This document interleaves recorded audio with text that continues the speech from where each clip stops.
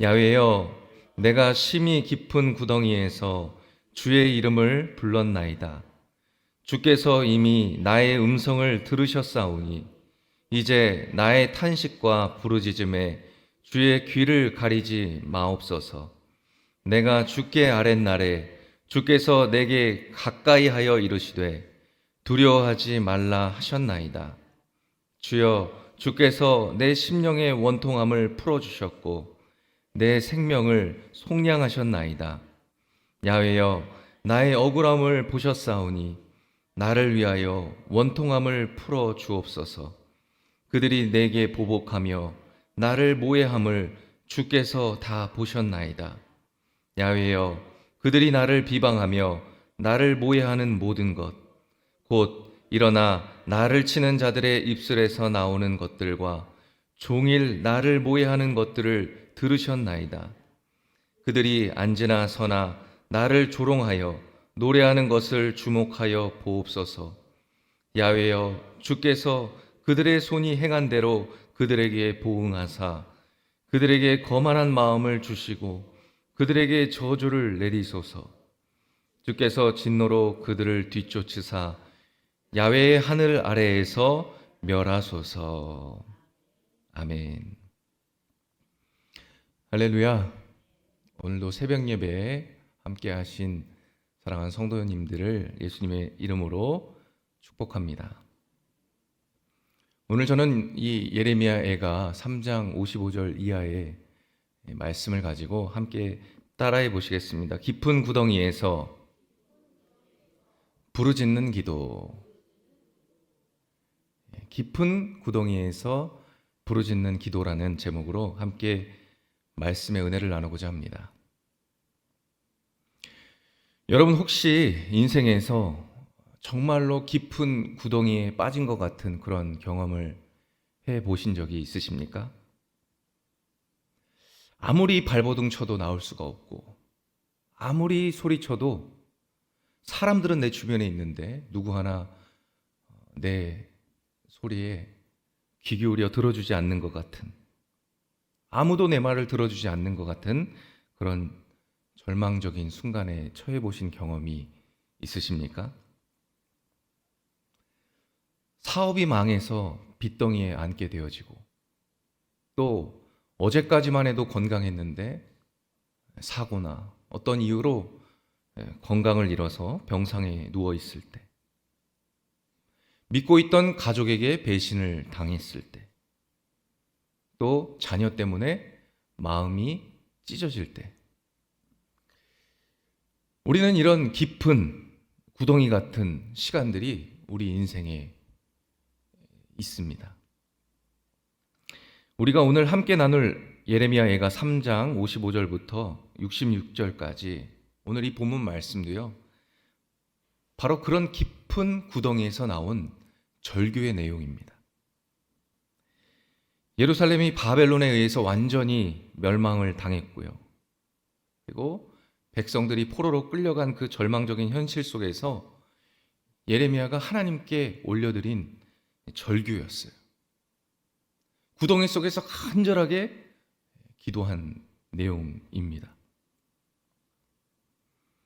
그런데 놀라운 것은요, 이 예레미야가 깊은 구덩이 속에서 드린 이 기도가요, 결국 하나님의 응답을 받게 된다라는 것입니다. 절망이 소망으로 바뀌어지게 되어지고 죽음이 생명으로 바뀌는 놀라운 역전이 일어나게 되는 것입니다.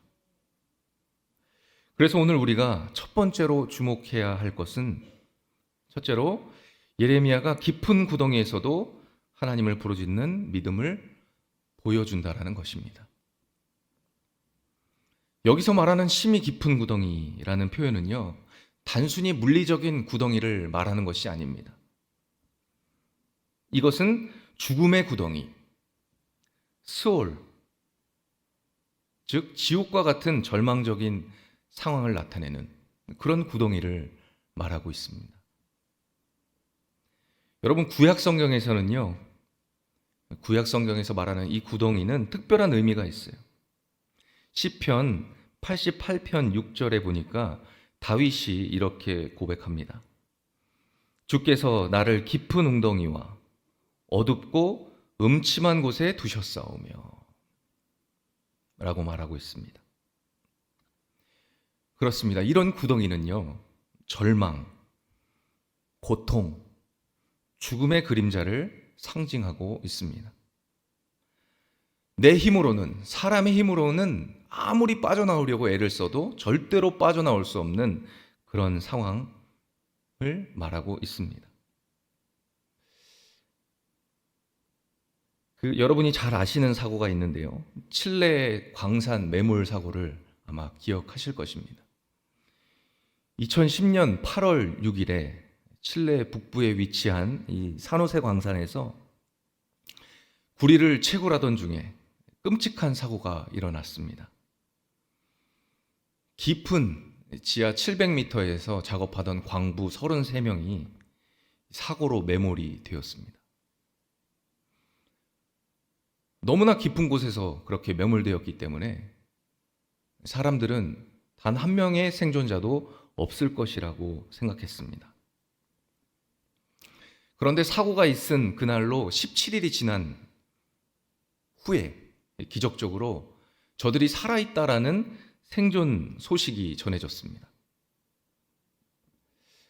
그들이 어떻게 살 수 있었을까요? 많은 방법들이 있었겠지만은 매일 700m 땅속 깊은 곳에서 죽음의 공포와 싸우면서도요, 포기하지 않았다라는 것입니다.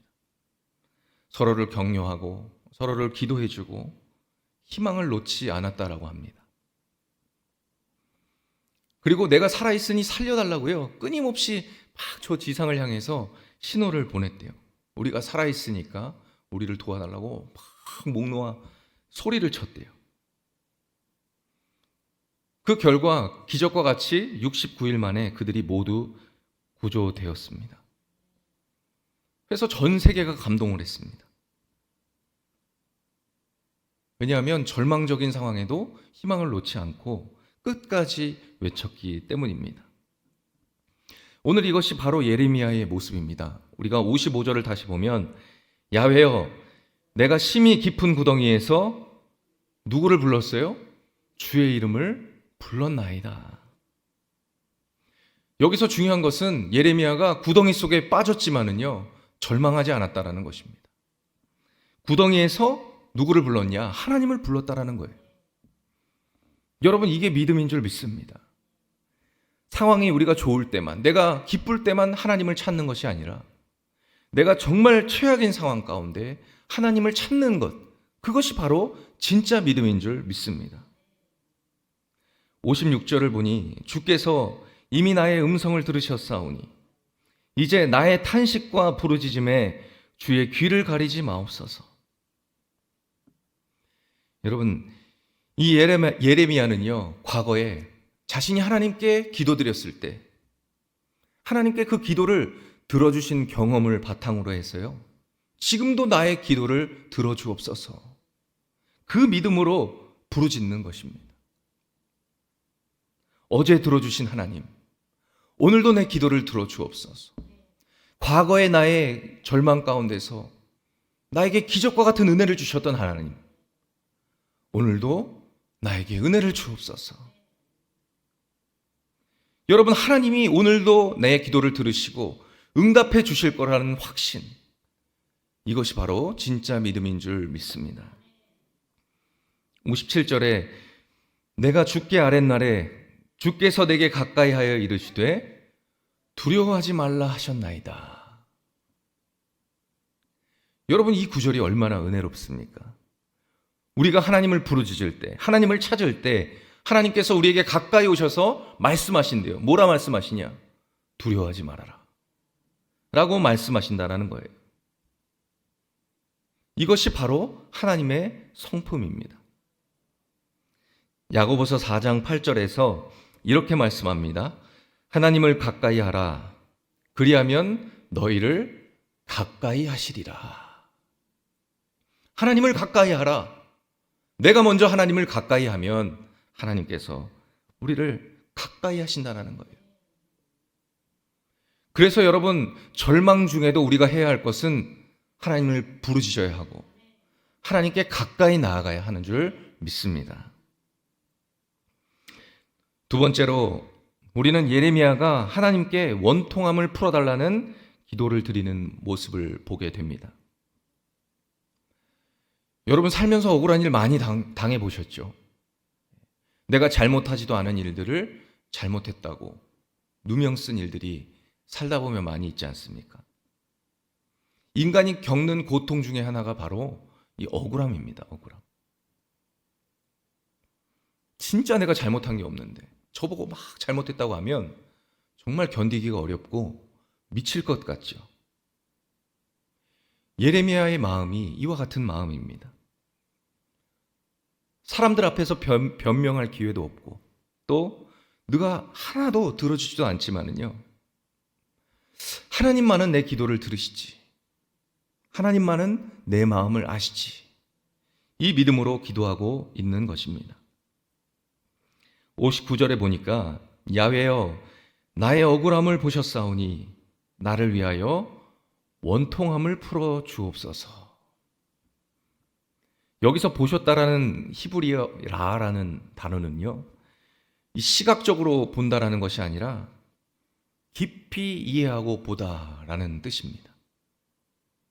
그래서 하나님이 우리의 속사정을요, 속속들이 다 깊이 보고 아신다라는 거예요. 그리고 60절 이하를 보면 예레미야는요, 자신을 괴롭히는 사람들의 구체적인 행동을요, 하나하나 하나님 앞에 다 상세하게 아뢰는 모습을 우리가 볼 수가 있습니다. 하나님, 나를 치는 자들, 나를 모해하는 자들, 주님, 저들의 입술이 늘 나를 비방하는 것, 하나님도 들으셨죠. 이렇게 어떻게 보면 고자질하는 모습으로 보일 수 있지만은, 이기적인 모습으로도 보일 수 있지만은, 여러분, 이것이 하나님 앞에서 정직한 고백입니다. 우리는요, 억울하면 억울하다고 말할 수 있어야 합니다. 그리고 아프면 아프다고 말해야 합니다. 시편 62편 8절에 보니까 백성들아 시시로 그를 의지하고 그의 앞에 마음을 토하라. 하나님은 우리의 피난처시로다 라고 말씀하고 있습니다. 여러분, 마음을 쏟아놓으라고 말씀합니다. 우리의 억울함도 분노도 슬픔도 다 하나님 앞에 쏟아놓으라고 말씀하고 계신 것입니다. 이 시간 여러분, 하나님 앞에 쏟아놓지 못한 마음들이 있으십니까? 사람한테는 솔직하게 고백 못할 수 있어도 하나님 앞에는 다 일일이 아뢰는 여러분 되시길 바랍니다. 마지막 셋째로 우리는 예레미야가 하나님의 공의로운 심판을 기대하는 소망을 가지고 있다는 것을 볼 수 있습니다.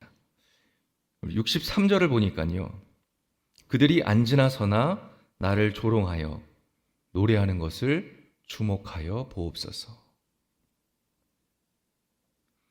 이 구절은 예레미야가 얼마나 철저하게 조롱과 멸시를 당했는지를 보여주는 구절입니다. 그들은 앉아서도 서서도, 즉 쉬든지 일하든지 항상 예레미야를 조롱거리로 삼았다라는 것입니다. 여러분이 조롱을 당한다고 한번 생각을 해보세요. 또 제가 조롱을 당한다고 가정해 보겠습니다. 우리가 조롱을 당할 때 나타나는 반응은요, 딱 두 가지입니다. 첫째로는 막 복수심으로 막 가득 차가지고요, 복수의 칼날을 가는 거예요.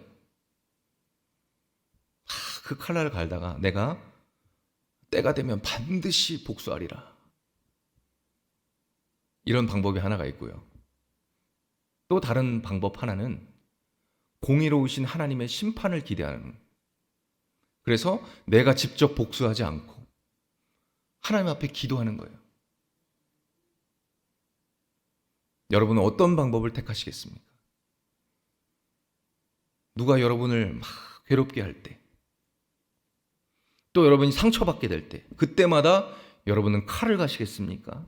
아니면 하나님 앞에 기도하면서 공의로운 하나님의 심판을 기대하시겠습니까?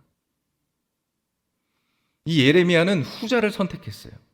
64절부터 66절까지 보면 야훼여 주께서 그들의 손이 행한 대로 그들에게 보응하사 그들에게 거만한 마음을 주시고 그들에게 저주를 내리소서.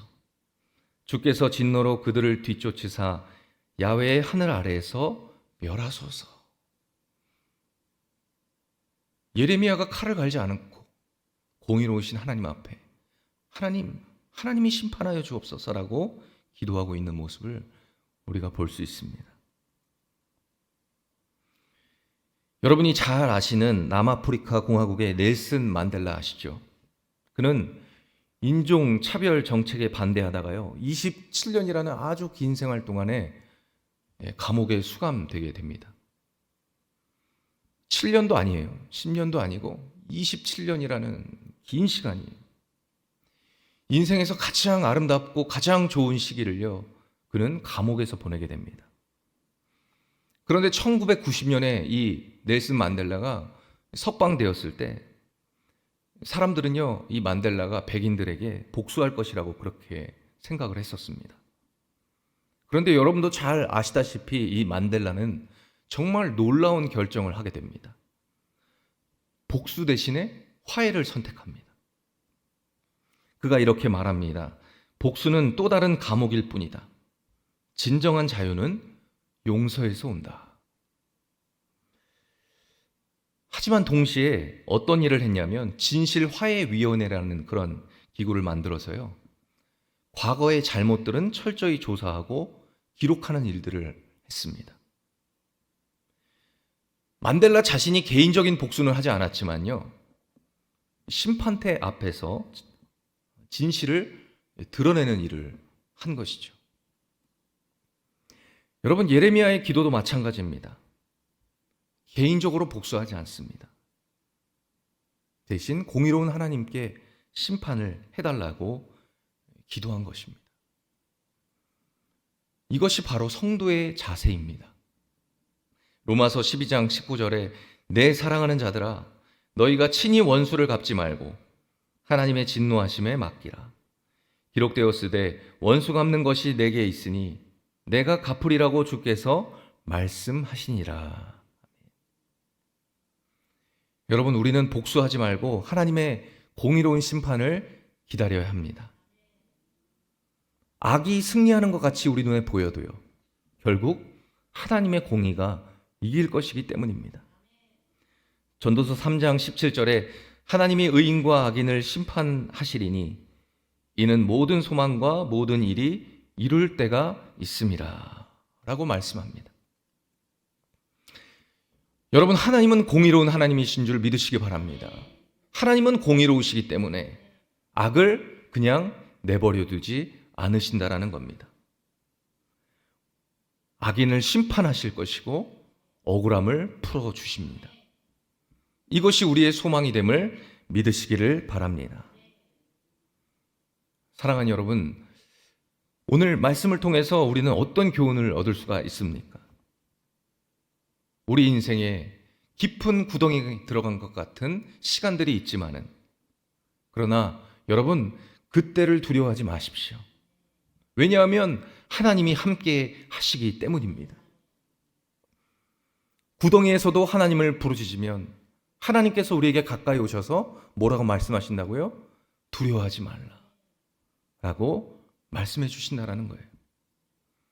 그리고 언젠가 하나님의 때에 그 구덩이에서 하나님이 우리를 건져 주십니다. 구덩이는 그래서 끝이 아닙니다. 새로운 시작이 되는 것입니다.